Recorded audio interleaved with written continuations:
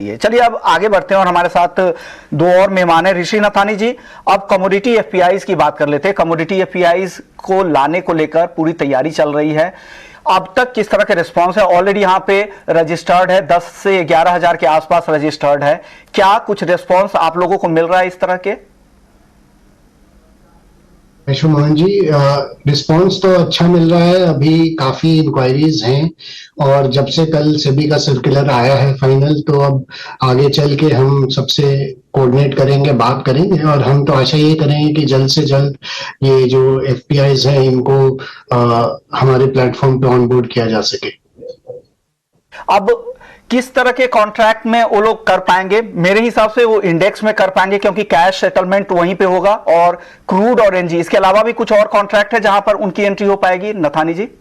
नहीं, अभी फिलहाल तो सभी ने वही किया है कि to start with cash settle contracts और इंडेक्स कॉन्ट्रैक्ट्स, तो उसी में हम फोकस करेंगे और उसमें भी काफी स्कोप है और काफी वॉल्यूम्स है। तो हम तो आशा ये करेंगे कि वो भी आके हमारे प्लेटफॉर्म पे इसमें भाग लें। अब नरेंद्र भारद्वाज साहब, आपसे मेरा सवाल होगा, ऑलरेडी ये सारे कॉन्ट्रैक्ट जो नॉन एग्री के कॉन्ट्रैक्ट है इंटरनेशनल मार्केट में भी मौजूद है।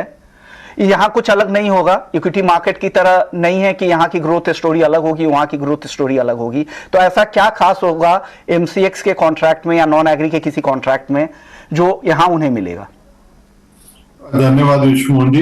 पहले तो मैं अरुण रास्ते जी को मुबारक देता हूं कॉफी कॉन्ट्रैक्ट जो इन्होंने लॉन्च किया है, और शुभकामनाएं हमारी सीपीआई की तरफ से कि ये सक्सेसफुल कॉन्ट्रैक्ट होगा। मैं अगेन कल एक इंटरव्यू में कह रहा था कि जैसे कॉफी हम सुबह पीते हैं और हमारे को रीजेन्युएट और बूस्टर देता है, मेरे को उम्मीद है कि ये कॉन्ट्रैक्ट भी एनसीडीएक्स को एक नया बूस्टर देगा। जैसे आपने कहा, ये बहुत अच्छा वेलकम मूव है एफपीआई का जो फाइनल ये नोटिफिकेशन आया है। पहले ये एप्रीहेंशन होती थी कि एफपीआई एक बड़े फाइनेंशियल प्लेयर्स होते हैं जिनकी परचेजिंग पावर बहुत ज्यादा होती है, उनके आने से उनके मार्केट से निकलने में प्राइस की डिस्टॉर्शन होगी। तो उन सारे एप्रीहेंशंस को कहीं चेक करके ये सीडैक में और आगे फॉरवर्ड किया गया, सेबी ने अप्रूव किया है कि एफपीआई को लाया जाए, जो कि एक कड़ी है इंस्टीट्यूशनल प्लेयर को कमोडिटी मार्केट में लाने की। तो एफपीआई के आने से ये कड़ी पूरी होगी। और एफपीआई देखिए, सिर्फ नया contract, uniqueness of the contract जैसे आप कह रहे हैं, क्या होगा जिसकी वजह से एफपीआई यहां पर पार्टिसिपेट करेंगे। इंडिया, देखिए पूरे वर्ल्ड के अंदर चाइना प्लस की बात हो रही है। इंडिया में जब ये मैन्युफैक्चरिंग सारा बेस कहीं ना कहीं शिफ्ट होगा, वहां पर हमारे को लोकल हेजिंग की जरूरत होगी। तो जरूरी नहीं है कि यूनिकनेस कॉन्ट्रैक्ट की आए, यहाँ की अपनी डिमांड इतनी होगी कि लोगों को हेजिंग की जरूरत होगी, एफपीआई को उसके अंदर अपॉर्चुनिटीज मिलेंगी और वो यहाँ पर पार्टिसिपेट करेंगे। देखिए, ये जो कल नोटिफिकेशन आई है, पहले भी हमारे यहाँ पर एलिजिबल फॉरेन एंटिटीज को अलाउ किया गया था, लेकिन उसके अंदर रिस्ट्रिक्शन थी कि उनका जितना कमोडिटी मार्केट में एक्सपोजर है उतना ही हेज कर सकते हैं। तो ये इस रिस्ट्रिक्शन के साथ ये पहले पार्टिसिपेट नहीं कर पा रहे थे। अब जो ये रिलैक्सेशन आई है, मेरे को पूरी उम्मीद है ये पार्टिसिपेट करेंगे और हमारी मार्केट्स और डीपेन होंगी। जो रिलैक्सेशन है उससे डेफिनेटली फायदा होगा, और हाजिर का जो दबाव था कि हाजिर में आपको एक्सपोजर होगा तभी कर सकते हैं। अब अगला सवाल नथानी जी, हालांकि टफ सवाल होंगे और ये सिर्फ आपके लिए नहीं है, पूरी इंडस्ट्री के लिए है, क्योंकि जिस तरह से यहाँ पे इतने हम कह सकते कि टर्न ऑफ मैन आवर यहाँ पे लग रहे हैं, फाइनेंशियल रिसोर्सेज इतने ज्यादा लगे हुए हैं, 20 साल से ज्यादा हो चुके हैं मार्केट को, कमोडिटी डेरिवेटिव मार्केट को, लेकिन तमाम तरह के चैलेंजेस है, लिस्टिंग से लेकर डिलिस्टिंग तक लगातार हम इस तरह के चैलेंजेस देख रहे हैं। चाहे कितने सारे प्रोडक्ट आते हैं और फिर उसे वापस से रातों रात बंद भी कर दिए जाते हैं। और देख लीजिए बाकी एक्सचेंज भी देख लीजिए, जिन्होंने भी कमोडिटी में एंट्री की, बीएसई, एनएसई, वहां भी उस तरह का रिस्पॉन्स नहीं मिल रहा है। एनसीडीएक्स का वॉल्यूम लगातार कम हो रहा है, सिग्निफिकेंट ही नहीं है। एमसीएक्स के भी वॉल्यूम की बात करें, वो भी बहुत ज्यादा प्रॉमिसिंग नहीं है।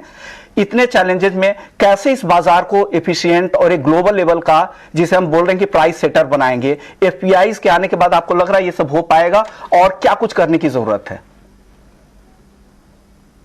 थोड़ी बुरा मत मानिएगा, थोड़ी निराशावादी बात कर रहे हैं। मैं बहुत आशावादी हूँ इस मार्केट को लेके। सिर्फ आपके ऊपर नहीं कर रहा हूँ, पूरी इंडस्ट्री के लिए सवाल है। हाँ, मैं पूरे इंडस्ट्री को लेके बहुत आशावादी हूँ। कमोडिटी मार्केट्स इकोनॉमिक ग्रोथ का स्तंभ है, और इकोनॉमिक ग्रोथ, भारत को अगर 5 ट्रिलियन इकोनॉमी बनना है तो कमोडिटी मार्केट्स के बिना वो संभव नहीं है। सर, कमोडिटी मार्केट्स भी एक बेस है उसके लिए।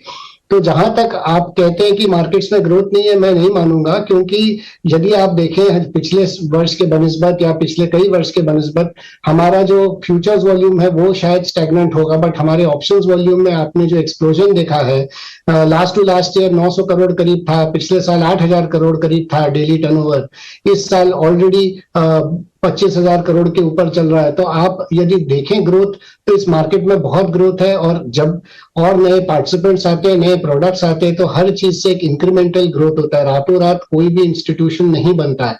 इक्विटी मार्केट 100 साल से ऊपर, 125 साल से मार्केट्स फंक्शन कर रहे हैं, और इलेक्ट्रॉनिक फॉर्म में भी 90s के दशक से कर रहे हैं। हम उससे 10 साल पीछे हैं, तो 10 साल की तो हमें एक गैप देंगे मेकअप करने के लिए। और अगर आप देखें तो इक्विटी मार्केट्स में भी जब ऑप्शंस आए थे तो उनको भी ग्रो करने में 2-3 साल लगे थे। यहाँ पे भी वही 2-3 साल में हम ग्रो करना चालू कर रहे हैं, और आज के दिन इक्विटी मार्केट्स में जो वॉल्यूम्स है, मैं यही आशा करता हूं कि जो आज इक्विटी मार्केट्स में हो सकता है 10 साल में वो कमोडिटी मार्केट्स में भी वो वॉल्यूम दिखे आपको। और ये नहीं कि 10 साल बाद ही होगा, हम उस प्रक्रिया में ऑलरेडी जुटे हुए हैं और उस रास्ते पे चल रहे हैं। तो अगर आप देखें महीने दर महीने, वर्ष दर वर्ष हमारे वॉल्यूम्स बढ़ रहे हैं, और मैं तो बहुत आशावादी हूँ उस मार्केट को लेके, क्योंकि भारत इतना बड़ा कंज्यूमर प्रोड्यूसर है इतने सारे कमोडिटीज का। तो प्राइस डिस्कवरी और प्राइस रिस्क मैनेजमेंट के लिए ये मार्केट्स अनिवार्य हैं किसी भी इकोनॉमी के लिए, और इनका ग्रोथ होना ही है। तो मैं तो बहुत आशावादी हूँ उस मामले में। इसमें आप क्या ऐड करना चाहेंगे वाधवा सर? देखिए, मैं नथानी जी को ही बिल्कुल इको करता हूं उनके सेंटीमेंट्स को।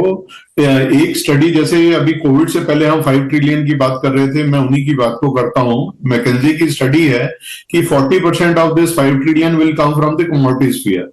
तो ये बहुत बड़ी मार्केट है। हमारे थोड़े इसके अंदर दिक्कत रही है, जैसे आपने कहा कि कॉन्ट्रैक्ट्स की विड्रॉल हुई है। हम सारे पूरे इकोसिस्टम के अंदर सारे मिलके काम कर रहे हैं, और पॉलिसी मेकर को ये समझाने की कोशिश कर रहे हैं, रेगुलेटर को, कि भाई ये डेरिवेटिव मार्केट्स होनी बहुत जरूरी है अगर हमारे को 5 ट्रिलियन इकोनॉमी तक पहुंचना है। और जैसे उन्होंने कहा कि नए कॉन्ट्रैक्ट्स आएंगे और उसके अंदर ईज होगा, नए प्लेयर्स आएंगे, तो ये मार्केट बहुत बड़ा है, इसको कोई रोक नहीं सकता विश्वमोहन जी। बस ये टाइम की बात है कि हमने अभी पीछे 1-2 साल में इसमें इश्यूज देखे हैं, बट इस मार्केट को कोई रोक नहीं सकता इसकी एक्सपोनेंशियल ग्रोथ को।